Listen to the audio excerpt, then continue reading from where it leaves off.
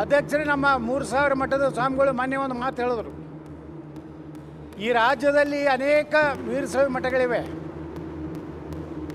ಆದರೆ ಇವತ್ತು ಭಜನಾ ಮಂಡಳಿಗಳು ಸುಮಾರು 3,000 to 4,000 ಭಜನಾ ಮಂಡಳಿಗಳನ್ನು ಪ್ರೋತ್ಸಾಹ ನೀಡಿ ಇಡೀ ನಮ್ಮ ಸನಾತನ ಧರ್ಮದ ವೈಭವವನ್ನು ಹಿಡಿಯುವಂಥ ಕೆಲಸ ಇವತ್ತು ಧರ್ಮಾಧಿಕಾರಿಗಳು ಮಾಡಿದ್ದಾರೆ.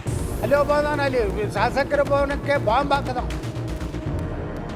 ಅಂಥವನ್ನ ಮಾತು ಕೇಳಿ ನೀವು ಇದನ್ನು ಮಾಡ್ತೀನಂದರೆ, ಅವ ಒಬ್ಬ PSI ಇದ್ದ, ಅವ ಇಲ್ಲಿ ಬಾಂಬ್ ನಮ್ಮ ಶಾಸಕರ ಭವನದಾಗ ಒಂದು ಇದ್ರ ಬಾಂಬ್ ಹಾಕಿದ್ದವ.